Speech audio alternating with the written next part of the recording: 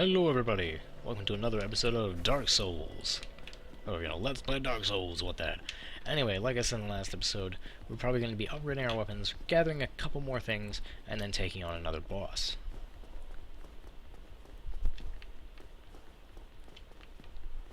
Now, we're just make our way back up here. We're going to head over to the blacksmith we were at recently.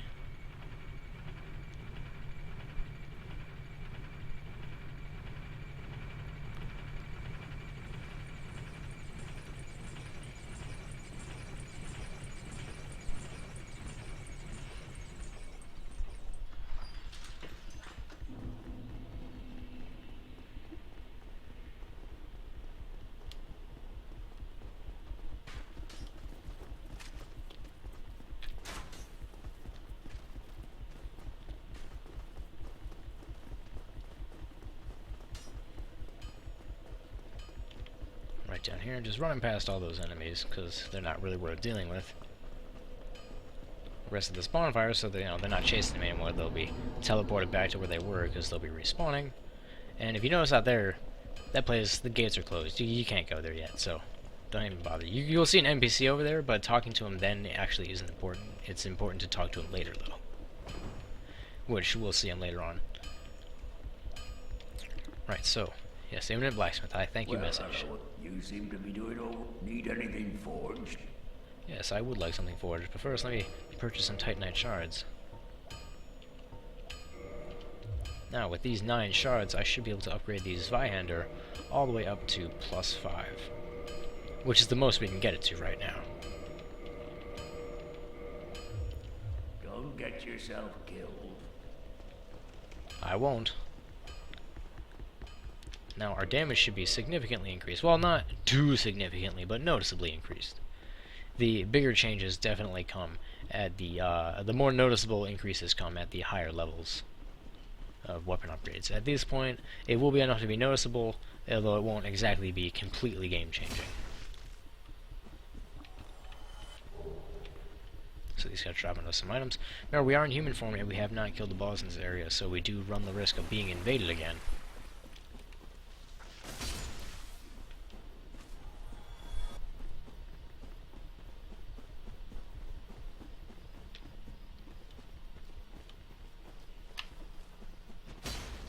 There's actually an enemy hiding right there. You can tell from his head bristles kind of poking out. So let's just smash him. Didn't even get the chance to fight back.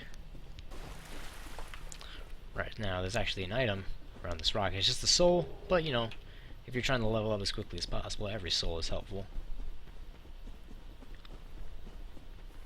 Now there's actually a secret bonfire over here, and I get this feeling that this message will actually let you know of that.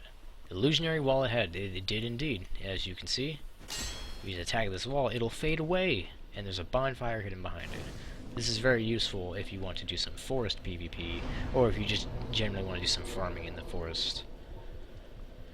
So let's get, what should we increase now? I believe we should increase our endurance a bit more. Right. So let's make our way over here.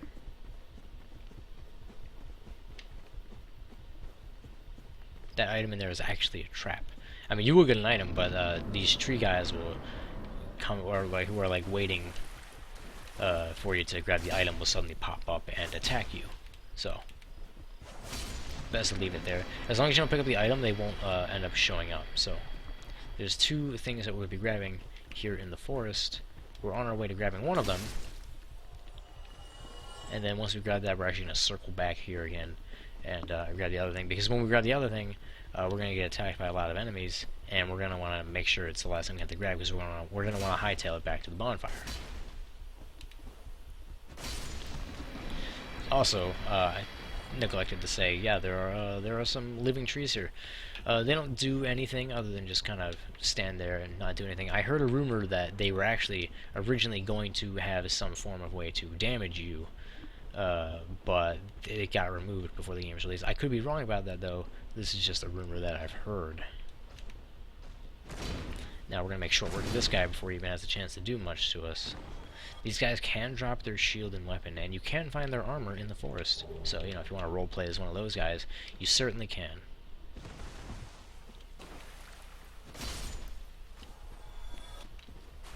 You know what I bet would be super effective against these trees? A flaming axe, which you can get in the game.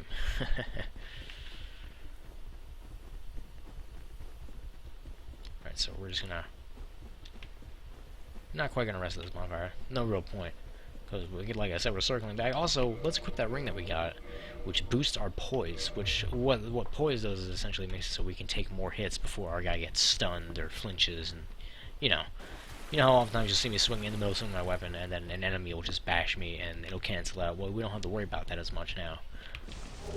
Now, we just picked up an entire set of armor, and in fact, it's actually one of my favorite sets of armor, the Elite Knight armor. This actually has one of the better weight to physical defense ratios, and it gives you a decent amount of poise at that. Coupled with the Wolf Ring, this armor will allow you to take at least one hit from any weapon in the game without getting stunned. Well, any weapon that a player can use. I'm not so sure about maybe boss monsters. These trees keep coming before I can rest at the bonfire. Hopefully we can take them out and rest before the giant shows up. And we did. So, now let's get out of this forest, because we grabbed everything we want to here.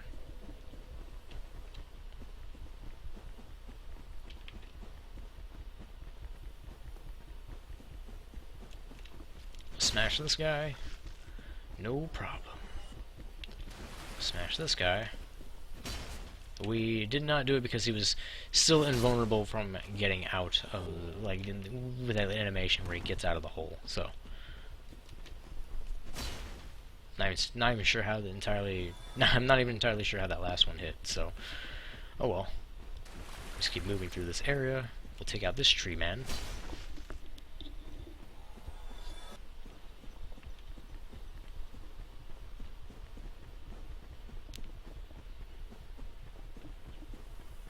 Make our way back here. Again, we know we're returning to this area for like the 15 billionth time, but don't worry, we won't be constantly backtracking around in these areas that often. This is just some early game preparation that I like to do. Grabbing some nice items.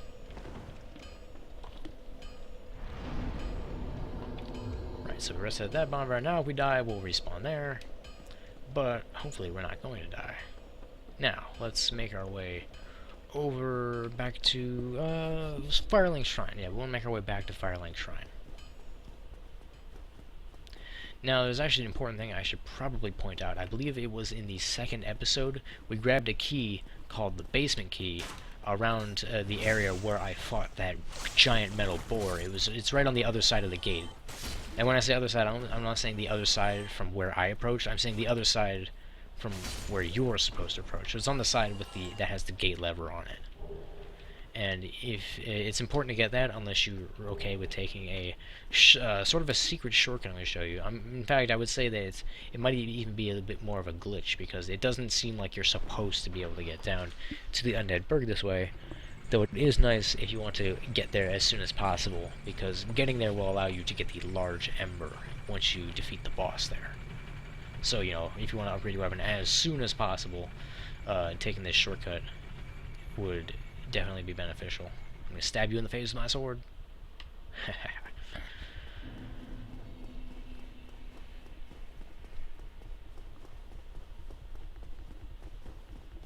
Alright, let's rest at the Firelink Shrine bonfire. And since, we have the right of kindling for killing Pinwheel earlier, we might as well go ahead and kindle this to the maximum. So it gives us 20 Estus flasks. Since this is like the primary hub which you're going to be returning to more than anywhere else in the game, usually, you might as well make it so this one is kindled up the most.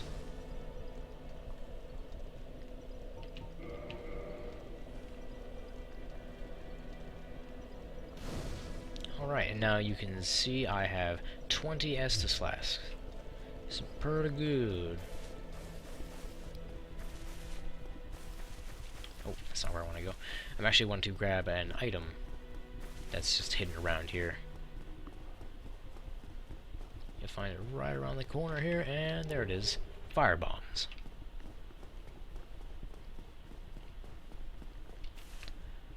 Right. Also, while we're there, we're going to talk.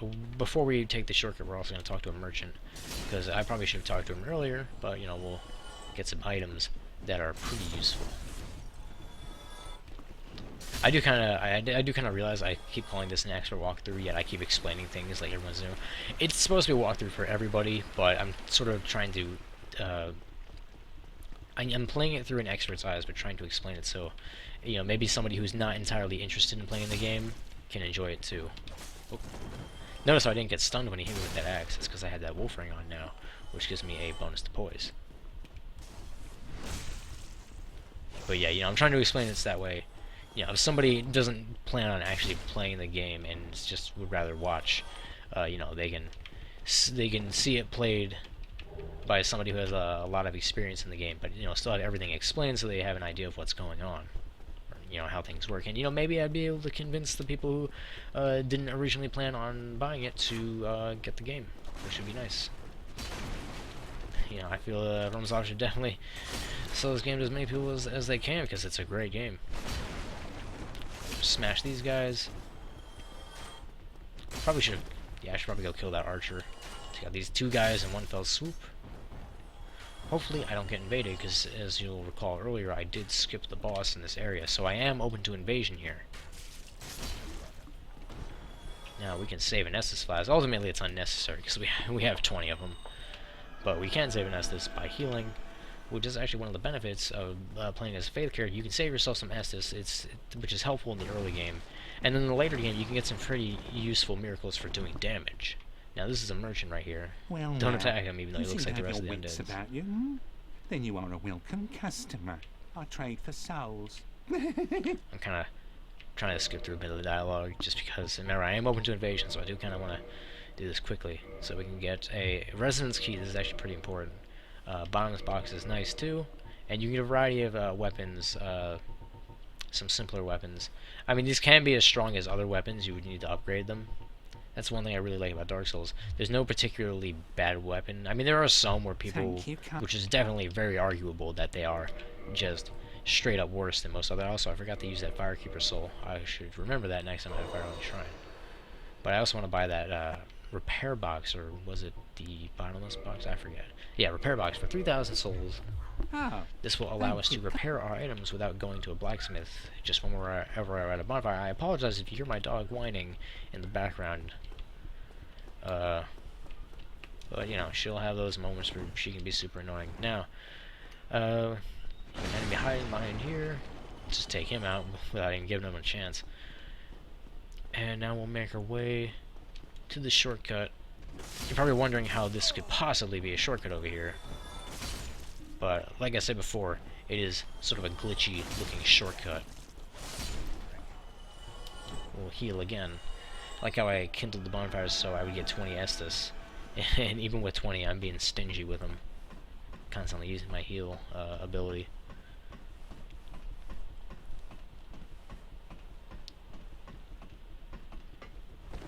Right, so from here you can actually make that jump to there. You'll find a crossbow on the balcony of that building, but since I would have to go all the way back, I'm not going to bother with that.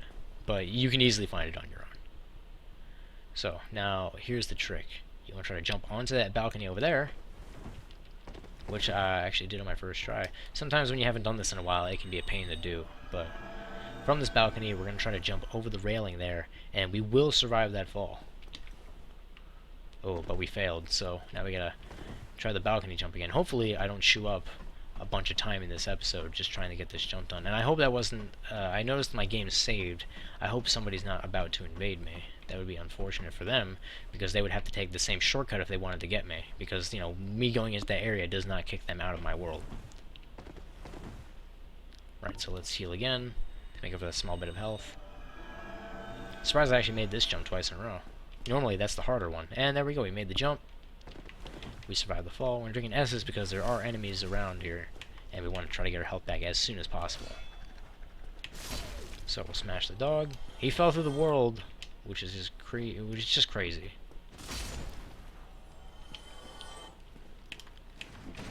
Alright, now we have... Also, you notice I smashed the door there. I knew there was a guy on the other side of that door, so I just smashed him through the door. And these are the guys... Oh, don't want to attack him right now. He held his dagger up. he's getting ready to parry me. So you don't want to attack him when he's doing that, otherwise he'll do some crazy damage to me. Now, let's see if I can backstab this guy, and I did. So we made short work of these guys.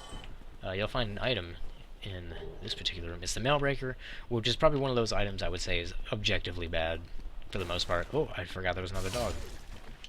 But we made short work of him as well. Now we're actually going through this area kind of backwards again. We like sort of started at the halfway point and are now working our way back because we want to open up a shortcut that's up here, which is this door. You can only open this door from this side, which is why, you know, it's a shortcut. So you'll notice that we're actually back in this area. That was an odd backstab, but all the same. Oh, I got him. So let's get back through this door before somebody invades me in that particular area. Otherwise, we'd have to wait for them to show up and fight them to the death before we can go back through here. Now, actually, let me show you how you're supposed to get through here, which is climbing up this ladder is going to be a bit time-consuming because this is a very high ladder, but not too high.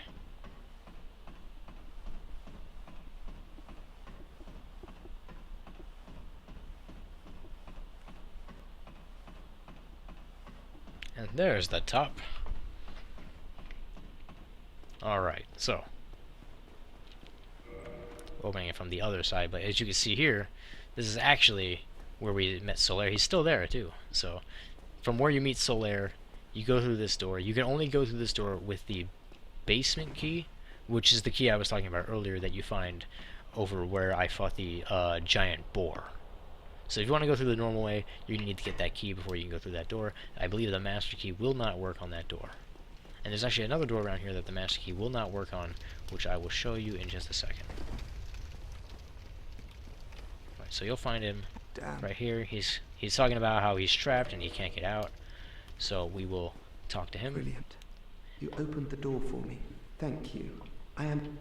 Right, so we're actually skimming by this dialogue because I am still worried I'm going to get invaded by somebody who has much better equipment. Oh, hello. Oh, I didn't want to talk to you. I want to loot this guy, which drops you a bunch of sorcerer stuff. So, you know, if you want to do magic stuff, that guy you just freed will teach you spells once he's back at Firelink Shrine, and you can use the equipment you just got from that corpse to cast them.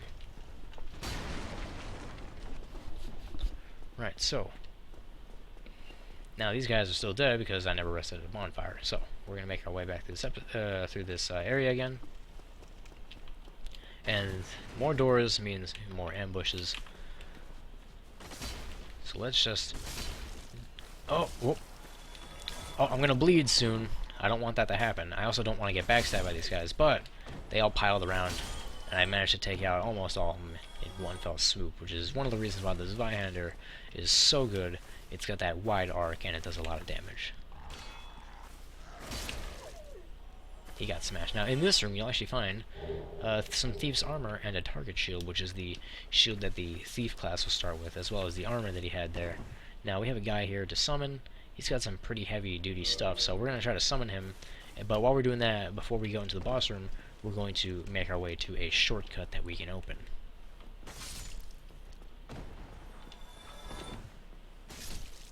So once you got these thieves, we're going to run up to the shortcut over here. Hopefully that summon will go through. And I also hope it doesn't actually prevent us... Oh, it does prevent us from getting to this shortcut. That's a shame.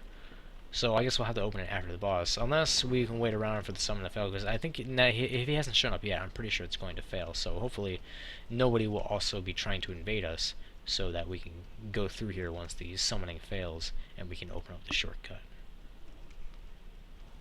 So, apologies I didn't think that one through, so we're actually going to have to wait here. Wait around for a minute. Summoning failed. Okay, so hopefully we can get through here. Yes, we can. Fog Wall has one away. There's actually a lady here we can buy some stuff from. I would recommend buying like 2 or 3 of these blooming purple moss clumps. They will most likely be useful later, so you might as well buy them now. And the shortcut that I'm talking about is actually right over here. You'll notice this is another familiar area. This is the sort of aqueduct or sewer. It's one or the other, definitely.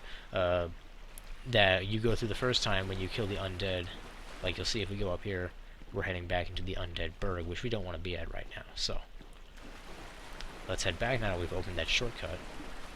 And we'll go take on the boss. And I believe after we take on that boss, we will head back to Firelink Shrine and end the video there. So, let's get to that then. Oh, keep walking into the wall like a big dummy. Do all the craziest parkour, rolling on stairs like a madman who feels no pain, because as we all know, rolling down stairs would probably hurt like hell.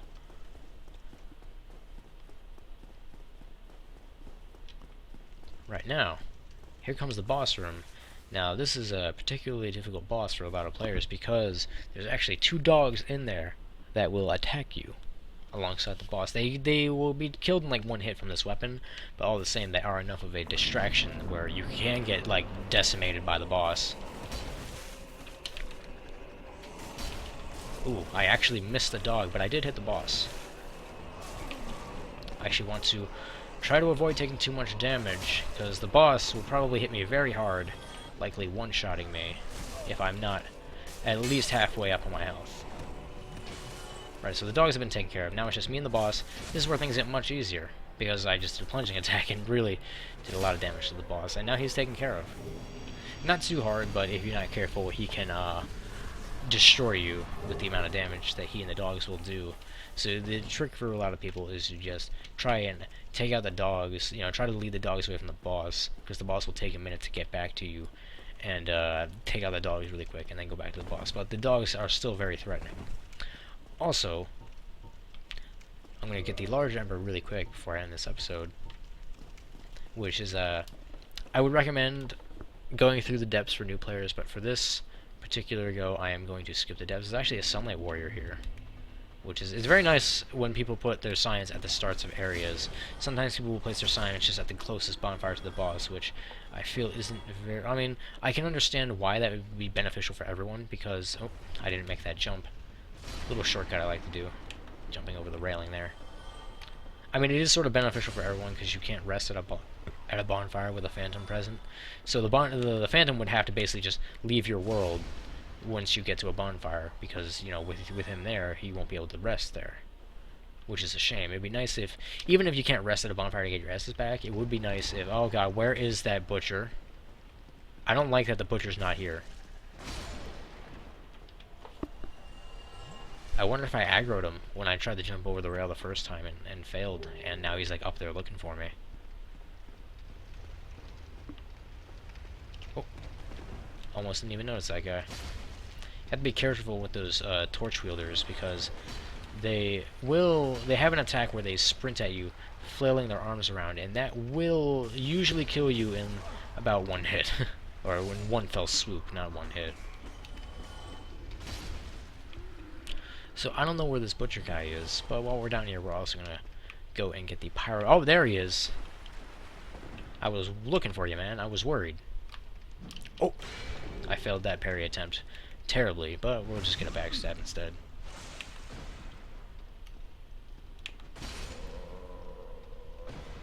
Alright. Now I got this dog down here. We can only go so fast in swampy water unless we have a special ring, so, which I don't have at the moment, so we're gonna be going very slowly. Down some of these guys. There's another undead man there. Alright, we're out of that water. Now, there's a big guy down there, over there. In fact, I believe these are actually ladies, people keep saying. Which, you know, it doesn't seem to make much sense, but I believe there was actually, like, a good reason behind it. Like, I think the devs might have said it or something. Which is kind of a shock. But we're gonna grab that person's sack. I did mean that to sound silly, don't you worry. You must help me. But yeah, so this guy was trapped in a barrel. We rolled into it to break it. Make sure you don't break it with your weapon, because you'll hurt the guy and he might hate you. Thank you. I would have been a supper without you. Been eaten alive. Thank you. So they plan to eat him alive, but now that we freed him, he's very grateful to us. So I'm gonna warp back to, I think it's Firelink Shrine was actually the last bonfire to rest at, so we should go straight there. Indeed it was. So we'll actually find that guy back here at Firelink Shrine, and, you know, he'll be willing to teach us some pyromancy, which I'm actually not interested in because I am focusing on faith spells Speaking of which, we're gonna level up faith a little bit. Actually, not really necessary right now. I don't really have any good faith spells that I could actually get a good use out of. So we're just gonna level up endurance a bit, so we get more stamina. I wonder if I can actually swing this weapon twice without running out. Nope, I will run out with a second swing. Alright, so here's the Pyromancer. I'm gonna talk Well, about so it. you made it out. Yeah, I made it out safely too. I have my Pyromancy of the Great Swarm, so I can use the manage with a bit of care. Oh yeah, by the way, I can share my spells with you. I think you have a knack for it. All you need are the materials. I'll be pleased to help you. Unless you find the magics unsavory. I do not find the magics unsavory. Yeah, wonderful. I'm sure that they'll be of some use, some assistance. Here, first take this. Pyromancy Flame. A flame from the Great Swamp. Now you're a fully fledged pyromancer. Why, let's get started right now. Now this guy will teach you additional pyromancy spells, such as, combustion, iron flesh, flash sweat, iron flesh, not flesh, with my mumbly talk. He will also upgrade your pyromancy glove, so it'll do more damage. Unlike most spells where, like, with faith spells, you need to upgrade your faith stat, and, like, intellect spells, you need to upgrade your intellect stat. Be safe. Pyromancy glove is the pyromancies are based entirely on your pyromancy flame level. I don't know why I was called a pyromancy glove. I think I just called it a couple times at first and it just kind of stuck. But yeah, so you don't have to be a super high soul level to do a lot of damage with pyromancies, which is actually one of the reasons why it's so popular in PvP. You can get a lot of bang for your buck. Oh, hello. And this is the I sorcerer we regret saved meeting you before. under such compromising circumstances. At least we both made it back unscathed. Oh, hello. Terrific. And pray that... Now, he's not offering me to teach me any spells because your intellect needs to be at least 10 for him to do it because, he's a dickbag who's ungrateful. I mean, it's better than, at least he's more grateful than, Logan, which when you save him, he's like, I can't teach you because you don't know the basic framework. It's basically like him calling you an idiot, but, Anyway, with that, we'll end the episode. Hope you guys are enjoying it so far. I'll see you guys next time.